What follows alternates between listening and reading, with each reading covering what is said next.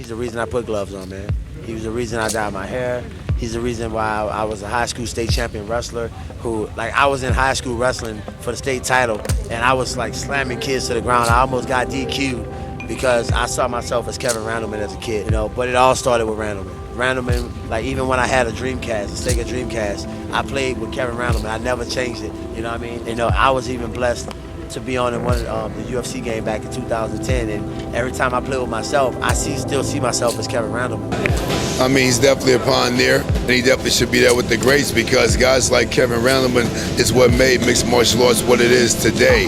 Back when it was just a sideshow and a novelty act, ripped up, muscular, blonde hair black dudes was rare, especially ones that are as aggressive as Kevin was, and he really made people want to watch the sport.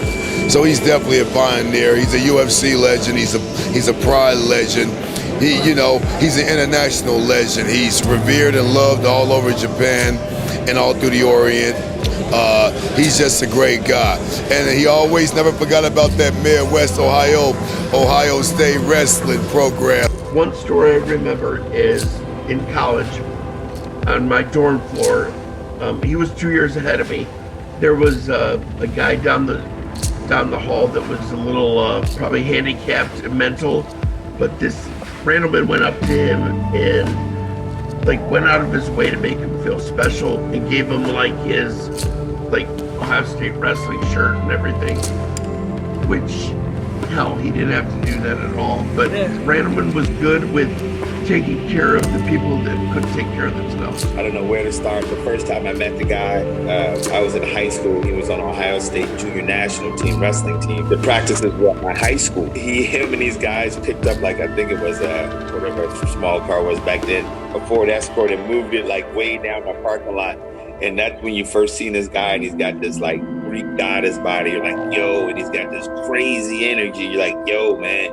Like, you're just drawn to that energy. He's part of the reason I went to Ohio State. I went and wrestled at freestyle states to make the junior national team in Ohio.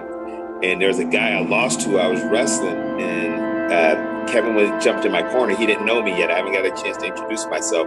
He probably saw me watching him, but he starts coaching me in the corner. And I remember it was like a close match. He gets in the corner. He's like, shoot. You know, I'm in there. I take him guys down. This guy had beat me in the regular season. So he was a state run-up, so he was good. And he kept like, shoot again. All right, hit him with another slim swizzle, whop, whop, whop. I look up, I'm up by 8. And Kevin's like, shoot again. He's getting tired. I remember I look at him, I'm like, so am I, bro. So am I. But what was crazy about that, man, I remember I went home, I was like, Mom, I'm going to Ohio State. And I was like, if you could bring that out of me, he don't even know me. Imagine what he can bring out of me when he gets to know me. He was the best NCAA wrestler ever. He took second his freshman year, went on to win 2 NCAA titles after that, and always something I tried to emulate. In high school wrestling, I wanted to be like Kevin Randleman. Shoot double legs. I copied his style, inside out trip. All the techniques he used, I used, and then. I remember, like, the first time I met him, I heard the UFC was in town. It was before UFC 30. I'm not sure what number it was, but the UFC was in town, and I drove to, it was different back then. You could find the fighters, It's a lot different than it is now. It was a lot smaller. And it was in Atlantic City, and I remember driving from Long Island to Atlantic City with my workout gear. And I found out where all the fighters were training, like the warm-up room, the first couple of days before the fight. And I camped out there. And I remember when him and Coleman first walked down to the workout room. We were kind of like we would have open workouts now, but it wasn't open. Right. And I remember, man, I asked him, can I train with you and wrestle you? And I remember that he was cool as hell. And Coleman was like, don't hurt him, don't you know? I can't hurt him. And I remember he was just drilling on me double legs, single legs. That's the first time I met him. I got to wrestle him. He was always my the guy I looked up to. As a kid. You were just a kid. Like you weren't the New York Badass. So he let some kid that he didn't know, he never knew, just come train with him. Yep. Wow. That's how it was. It was just Coleman and him there. Wow. And they were hanging out, man. And Were you freaking out? Like how this is like getting to? Yeah. I mean, I don't know how I pulled it off. You know what I mean? But yeah, I was freaking out. You know, it was awesome. That's the way I remember Kevin Randleman. He's just a nice, happy guy who was a great athlete. I think he was the most athletic man or woman, whatever your pronoun is, to enter the sport.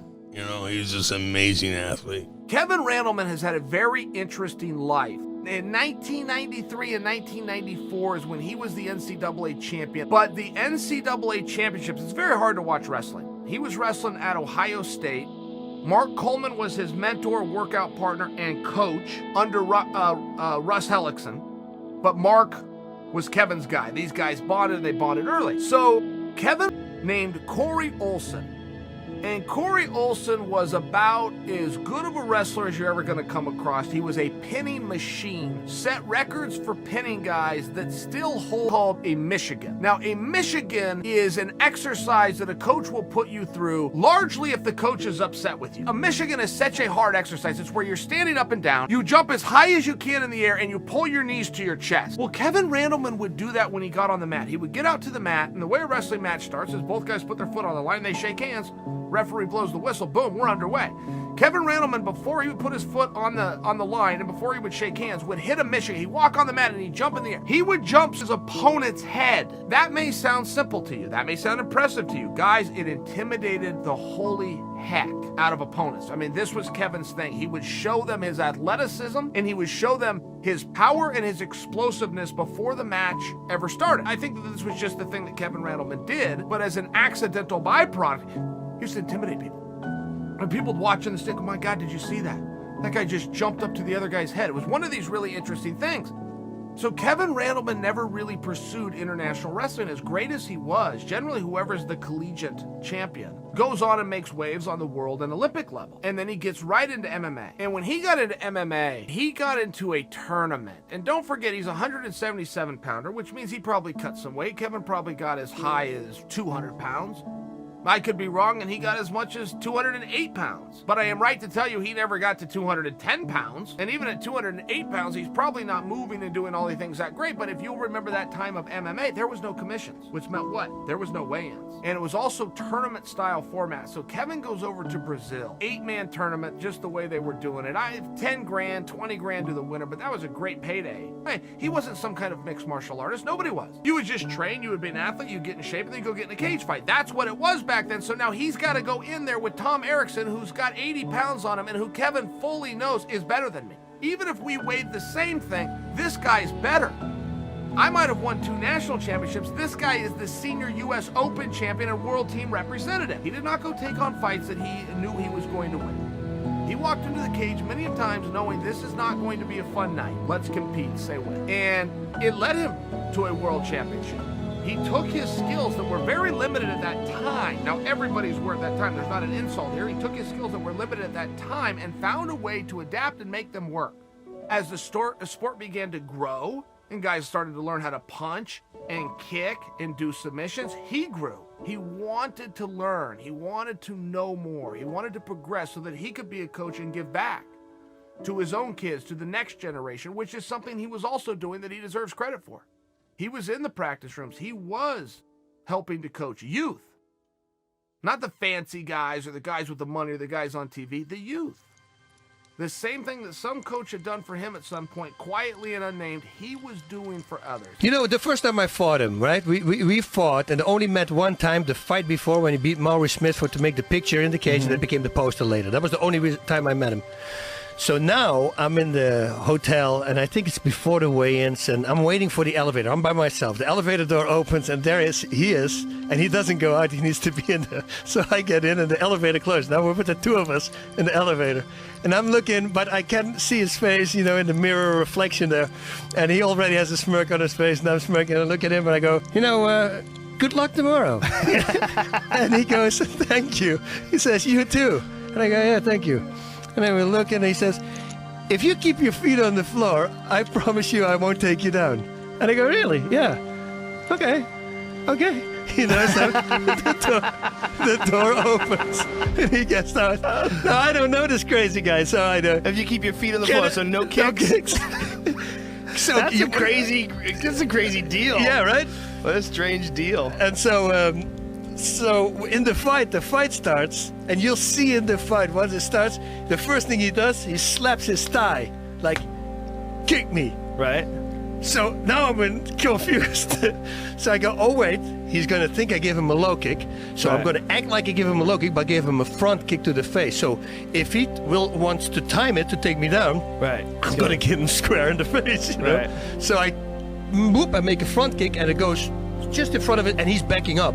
I just miss him with the front kick to the face, and I see something in his eyes, and I till this day I couldn't, or till this day, till a while after I couldn't figure what it was. But in his mind, he of course thought, I thought we said we're not gonna kick, you know. But he did that slapping thing on his thigh, so it threw me off. I thought like, oh, now he wants me to kick him. Okay, so I guess that whole thing was not real. Let's start kicking, you know. But he got me because I kicked. He took me down, and then only that front kick, it missed. He backed up. I go, it would have been fun. I was talking to him the whole time. Big John wrote it in his book, because I was literally, people were booing because laying on the ground. I say, listen, man, I think that the fans would like it much better if we stand back up. I'm trying to negotiate with him to go back on the feet, you know. And he goes, nah, let's stay here. Who was Kevin Randleman? Can you tell them, and I know it's impossible to answer that question in a minute or two, but to you, who was Kevin Randleman? Kevin Randleman was, he was the most charismatic, energetic, outgoing, kind, generous, giving person, loyal. He was so loyal to me. He was so loyal to so many people. He would help anybody out, no matter how busy he was. There's stories about him saving a few guys from wanting to commit suicide. The guy just he was so great, but he stayed humble. Kevin always stayed humble. He was greatness, but he was able to stay humble, and he just always boosted my confidence. When we were together, when me and Kevin were together hanging out, we didn't think anybody could beat us in anything. When we just he made me feel great, but I certainly didn't ask him for a 100-yard sprint race. Right, you know, right. I didn't want to go there. I picked and choose what we did when we competed, but he lifted people up, and I don't judge somebody. I don't judge somebody how a wealth of a man by how much money he has in the bank. I judge him by how he affected other people, and I honestly don't know anybody.